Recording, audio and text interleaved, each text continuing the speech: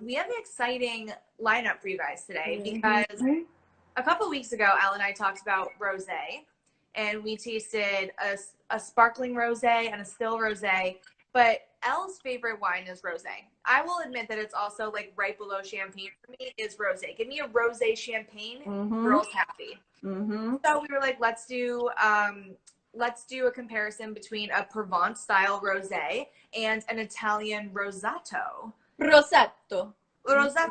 So like, let's do this because it's gonna be fun. Because I feel like a lot of people only gravitate towards Provence style rosé. Totally. There's a lot more rosé on the market. So if we can highlight one more for you guys and give you on Italian rosato, I think it'll be a good success. And you guys know, and you guys know that we are price conscious, so everything that we like is usually under $25, and both of our rosés are actually under 20 today. So that's so cool. Mine's under 15. Mine's boom. So we are talking about Caposaldo rosato today. So Elle and I, last week we did this thing, right, where we did Elle's pick and Chel's pick, right? So we got an Elle pick, Chel pick today too. So we're each going to talk about each of our wines and the region and, you know, fun facts. So you go first because you're going first. Tell us about your wine. I'll tell you about my wine real quick. And then I think we should do a giveaway. Do you guys, yes, I agree. Do you guys recognize this bottle? You guys have to recognize this bottle, right? Yes. I do. We see it all the time. Usually you can get it at a Whole Foods. I haven't seen that one at Trader Joe's, but definitely Whole Foods. Your sky looks beautiful. So this is, okay, ready? So I've been practicing all freaking day how to say this. Maison Saint-X from Couture d'Aix in Provence. Boom. Girl, Mexican girls speaking French. I love it. Where are all of our French speakers? Give Elle her rating. I think you crushed it. Thank you. So you guys, this is from Provence. Great little region in France. Don't know if you've heard of it. Actually, that is where rosé was started. That's where it came from. We did our homework and research. That was actually the answer to the giveaway question, which was the birthplace of rosé. And I want to read a little something before we dive in because a lot of people hit me with Greece, which likewise is kind of right, but not what we were looking for. So we were looking for Provence. In the Grecian times, right, they used to water down red wine, which made it rosé, right? So it was watered down red wine. And then the Greeks and the Romans, they shuffled their booties over to France, which was not France at the time because it was under Roman rule. So the name of it was actually I have to find it, sorry. It was called Massalia, which is now modern day Marseille, which is in the south of France. You know, bougie, wonderful place Marseille is. The south of France. Beautiful. So that's where rosé really like got its start from, was like when they actually were doing red grapes, runoff juice, consciously making rosé, and it became something that was drinkable and delicious, and it really kind of took off from there. So yeah, they used to repurpose the grapes from the red wine production, and that's how rosé was born.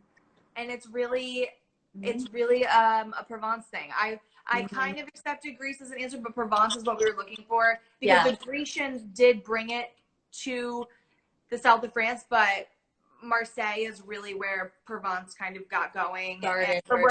Where rosé started to get going, and it was known all around the Mediterranean as this delicious, like, quaffable, easy to drink wine. And it was really, really great. And then obviously we all know that rosé hit its downfall in the 1980s when White Zinfandel came along, and everyone considered White Zinfandel rosé. Rosé was not taken seriously. It was called blush wine. I'll have some blush wine. I remember like people ordering that. You remember? Yeah. I'll have blush, and they called it blush. And people didn't take people seriously who drank White Zinfandel. They were like, that's not serious wine. Serious wine drinkers would never drink that.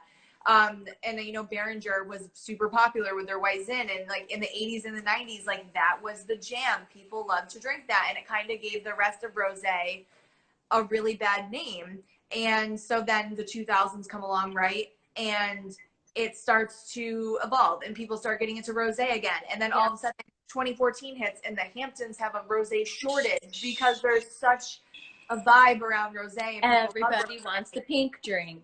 Everyone wants summer water, like, right? It's just like this easy, drinkable, thirst-quenching wine that is so nice by a pool with a bunch of food, hanging out with friends. It like, you have a sip of this and you're transported to summer. So I see why it's like, why it's popular, because I also really enjoy it, and I get the vibe. So it's been really cool. I wasn't really alive during the white zin era, but I've definitely drank my fair share of white zin. But it's nice to see that people are becoming more educated in rosé wines. Yeah. And so it's really nice to see that people are like, oh, white zin isn't the rosé that everyone's talking about, you know? So that's really cool. And Elle, I want you to tell me all about this delicious wine, Aix-en-Provence. Okay, you guys, so I got a lot of floral and like fresh notes from this one for sure. So like, but it's also like citrusy. So I had like fresh pear is coming out of that, but also I got some strong red fruits, maybe like from raspberry, from the darker skins of the grape. Definitely. What is this made out of? Oh, Grenache, Syrah, and Cinsault. Great. And I think that's a typical like Provence kind of blend, right? Like rosé, yeah. And so to me, this is more than an aperitif wine. So like, I feel like this wine is so like, not super full bodied, but it's very structured. And I could literally eat with this wine a burger, tacos. You know, I always say burgers and tacos, but that is in my like food repertoire. But also, like, I was thinking I walked today, and meatloaf, like a meatloaf sandwich. Do you ever get like? Interesting. I think the acid would be nice to counterbalance the. And I was like that, yeah. But also like fish and sushi, and like a shrimp salad would go really well with this. And also, what I love about this wine is that it's a very long-lasting. Has a long finish. It's a very long finish, and I really like that. It's not so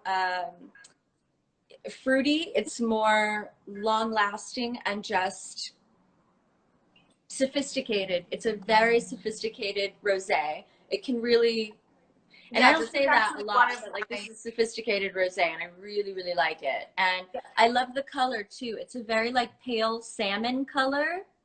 Yep, it is. I just love it. So this is actually one of my favorite rosés that I've had.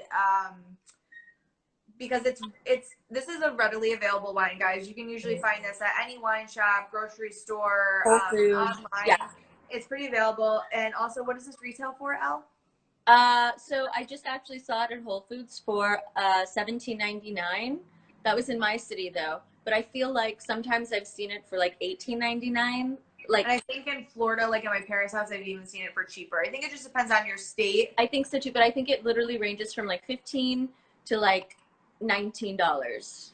And it's super delicious. I really like the price point on this as well, because when it comes to rosé, right? Rosé is a really quick wine to make, guys. Rosé does not take a long time. It's not aged.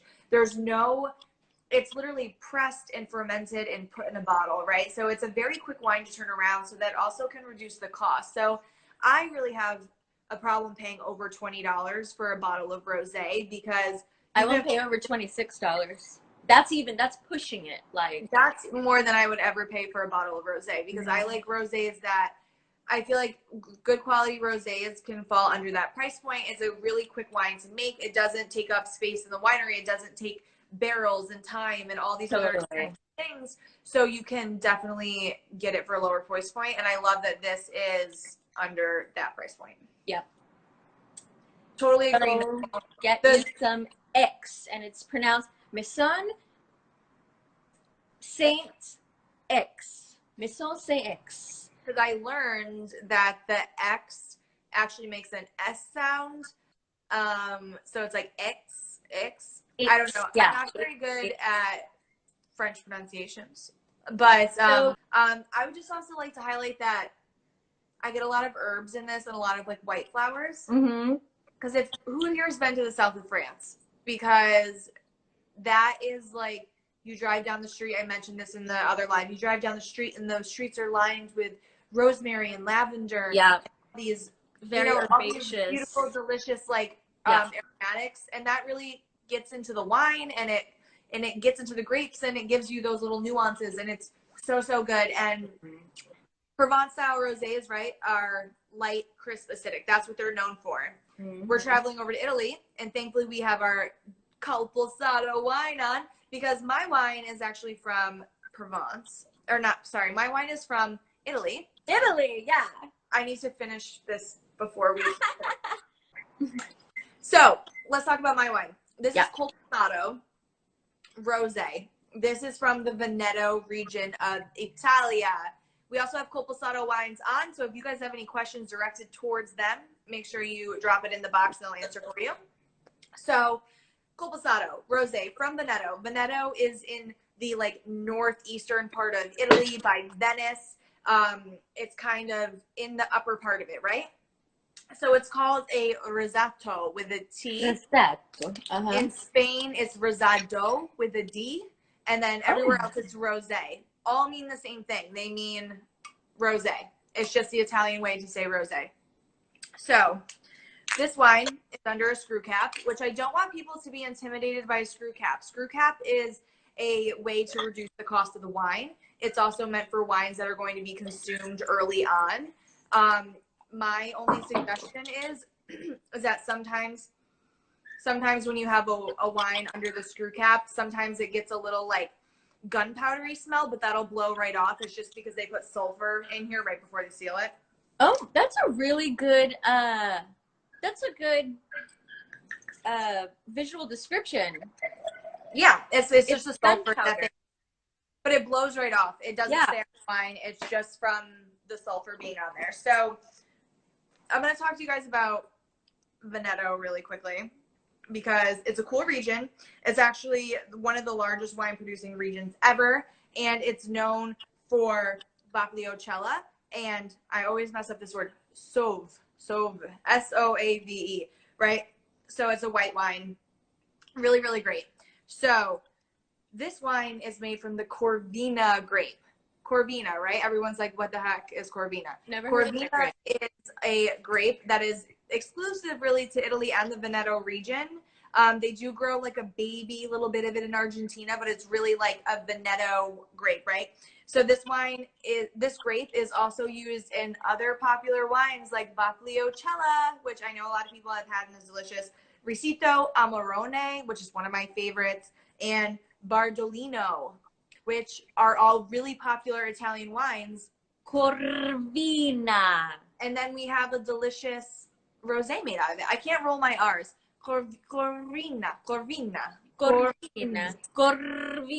That's a very long that guy put, or that I think Lex is being a little dramatic. But okay. This is a thin skin, high acid grape. And it's got low to medium tannins, which makes it really nice for like a really easygoing rosé, right? Like thin skins give you just like a little bit of color. So we're more on the pinky side here when you compare it to the Provençal rosé, which is very pale. Here we're at more of this like salmon copper color, where this is more of like a very pale salmon. Yeah. This actually has like a very distinct pink hue to it. It's very beautiful. So color, like it's so pretty. I know yours shows up better because you have natural light right now. I'm getting a little orangey tinge from my surroundings, but Elle has a beautiful color of what it actually looks like. So thin skin, high acid, all things that you want in a rosé. So this wine averages around $12, 12% alcohol. So we're like right in the middle of the boozy range, like a perfect amount for daytime sipping. I was just about to say for daytime sipper. Perfect, right? So this wine is also labeled IGT on the bottle. And I just want to talk about that really quickly. IGT means Indicazione Grafica Tipica. And it's like Italy's way of classifying things, like how we have different classification levels. This is their classification level. And this is usually designated for like the baseline of wines. But these wines are like delicious and fruity because there's a lot of them, right? So, yeah, don't confuse. Also, Corvina is also the name of a fish, guys. So if you type it into Google, you're going to get the fish first. So make sure you put the Corvina wine grape if you want more information on Corvina, because you will get. Sure. I've never heard of a fish Corvina either. I haven't either, but it was really interesting. I learned a little bit about fish while I was also researching for what. Is it a white fish or a dark fish? I think it's like a white fish. Interesting. Yeah.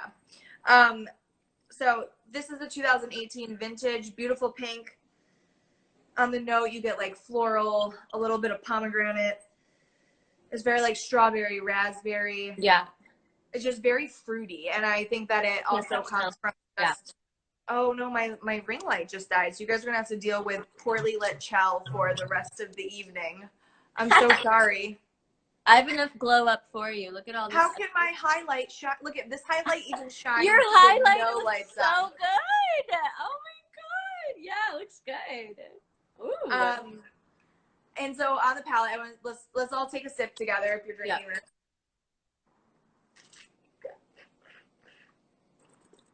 So you immediately have way more weight on the palette than you do with the Provence style rosé. For sure. It's very juicy, tons of strawberries. This is giving me like almost like Central Coast California rosé vibes. It's like juicy and very juicy. Yep. Juicy. Red fruits, strawberries, raspberries. You get the nice hit of acid, which kind of levels everything out. And then there's a little bit of like a little tinge of spice somewhere in there, maybe like a little hint of like pepper or something, just like a little bit, which is so nice that it just kind of like rounds everything out. I Pour Wine just made a great designation for anybody who might be questioning. IGT is similar to Vin de Paix for French wine. So it's like the entry level. The entry level wine. Yeah. Which is still good wine. Don't get it twisted. Very good wine. Yep. So this one's $12. This one is heartier. You say this is $12? $12. So you can reduce costs when you have wines that have screw caps or are not from France or they're from other, Yeah, so this would be an amazing pairing. Again, like you said, hot dogs, hamburgers. That's my go-to with rosé is barbecue, right? Barbecue. But this one is also light enough because of the acid to go like aperitif style. We could still break this into like some shrimp cocktails. I was literally thinking that, hand to God. I was like shrimpy shrimp cocktail. Yep. Right? Like you can pair this with literally anything because there is the weight, right? So you get the weight, you get the juiciness, but it still has the acid. So it's really balancing everything and making it so good. So it's heavier than the Provence style rosé, but equally as delicious. But it depends on what vibe you're going for, right? So if you want a Provence style rosé, you might be looking for something higher acid. Which I have to admit, I drink a lot more of the Provence style and Languedoc region. So like I'm more of a Frenchy rosé than an Italian rosato. And and you like the Italian more. I go for all types of rosé, right? But it all is like the mood, right? Like Raquel said, I'm obsessed with hot dogs. Yes, girl, I'm obsessed with hot dogs. She likes a good wiener, you guys. I love hot dogs. So this that's an East Coast thing, though. You know, it's you can get that like you guys like how street tacos are for Los Angeles. That's how hot dogs are on the East Coast. Yeah. And I think that's the beauty of rosés, right? Like there are so many different rosés. Same with red wine. Like a lot of people just bunch rosé into one big blob and say, rosé is rosé. Rosé is not just rosé. Rosé is different every region you go. Like Spain, you're gonna get wine, you're gonna get rosés made of Tempranillo. They're gonna be a little spicier. They're gonna have a little more body. Here we have one with Corvina. It's juicy and fruity and like has a nice. You go to Provence, you're having a Grenache one. It's like acid and citrus. And you go to California and you can have 100% different wines than you would have anywhere else in the world. Rosé is so diverse, which I think is really cool to compare. So I would suggest, I would suggest if you guys at home are like, I don't know about rosé, or I'm like really interested in rosé, pick rosés from 3 different regions, line them up on your table, pick up the X, pick up the Caposaldo, pick up one from another region, blind taste California, that, and kind of go through what you like. I always feel like rosés from California are a little more creamier. Do you know what I mean? Yeah, I think it's like the fruitiness, right? Like it's similar to this. Like you just get the fruit. Like the Provence is just acid, acid, acid. You're getting a lot of that crisp refreshingness, right? This you're getting more juicy. Like you're getting this, I find, would be more food friendly than the X, just because that would go really good with like other citrusy foods like a ceviche or like a really acidic vinaigrette you're putting on a salad, right? Where this one could go with heavier things because you get a little bit of that texture, you know, and the fruitiness. So, well, wait, question. If I'm having sushi tonight, which one should I What kind of sushi? What kind of sushi you having, girl? Sugarfish, girl. Duh. You so have like probably yellowtail and some edamame. And if you're going like straight sashimi, I would totally go with the X. Yeah. Yeah. But if like I'm about to go eat like a grilled chicken with I thought you were gonna say grilled cheese. This would be dope with a grilled cheese. This would be so good with a grilled cheese. Grilled cheese. So good. I think that it's like a great, I don't know, it's a great food wine. And I really think rosé is underrated to some people still too. And so I think the beauty of it is that there's so many different ones. And I think it's fun to do things like this, right? Where you can compare 2 different regions together and see. I love it. Yeah.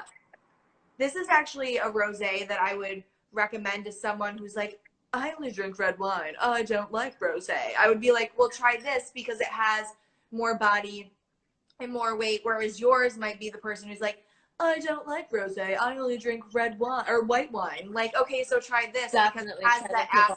Yeah. It has the acid that white wine has. You know, it has that citrusy note that a lot of people really like in whites. That's smart, Chelsea. That's a really good, that's a good way to describe it. I think there's a wine in every category for everyone. It's just a matter of finding that wine for people. Like when I first got Pete into wine, Pete was only into Malbec. That is all he would drink. What? And now wow. Don't stop. He's like, we need, and he just like starts popping off. Like he's like, he loved Malbec. And now that we've expanded his palate, and I've done fun tastings with him, right? Where I'm like, okay, I set up a couple different wines that each have like a really distinct characteristic, and he tells me which wine he likes the best, and I'm like, you like that high tannin wine, or you liked that fruity wine, so then I can direct him other places. And now he's drinking Chianti, he's drinking Southern Italian wines, he's drinking, wow, he has a whole glass of X in the bedroom right now that he is drinking. Heck yeah, good choice, Pete, good choice. And so that's like kind of his like journey. I think that people who, a lot of people started drinking wine with Malbec. It is a very person-friendly wine, and they actually make great Malbec-based rosés as well. I love a rosé of Malbec. Heck yeah. Yep. Those are now starting to. You're starting to see a lot more of those now. Yes. And I like that. Yeah, and like you can make you can literally make rosé out of any grape too. Like Corvina is made in some of the best red wines, Bagliacello, Amarone. But here we have this fantastic $12 rosé, which I'm actually really, really pleased with because I think you get a lot of bang for your buck with this one. Yes, which I think is what is beautiful about rosé. Bang for your buck. Important for us to highlight here too is that we want to give you guys good wines for the money, and both of these wines are very good wines for the money. Provence, I think you're always going to hit like a higher price point just because there's a lot of like clout around Provence, right? It's like sexy. I mean, it's literally a product of France as well. Well, I mean, that's, if it's more than that and it's not a product of France, I would not spend my money on it. Do you know what I mean? Like, there are some California ones that I will, but like, actually, crap, there's one from Mexico that I'll spend money on. But won't pay over $20 for a bottle of rosé. Yeah. Because I think, like I said before, it's an easy to produce wine and it should be under that. So I think that these are both great examples of their regions, which is really important too. So if you want like a proper, how do I say it? If you want a wine that will really give you like a proper vibe, right? We're going vibe of each region. The AIX is going to give you the most perfect vibe of what Provence is like. Acid, herbs, flowers, delicious. Sitting on my yacht in Monte Carlo drinking rosé. Like, girl, that was my life. Oh, I did that one. Vibe. Oh, that's another story. I've never done that. But I have done the like Veneto in the vibes, drinking wine, eating this with a big bowl of pasta and like heck yeah. And like some bruschetta with like tomatoes and the acid. If anyone wants to invite us on their yacht to drink rosé, we'll do an IG live from there, you guys. Happily. Just now. Post COVID. We'll totally do it. All was right. Such a good one. Both of these wines are great. If you guys have any other questions about the wines, drop them in. We'll answer them as we go.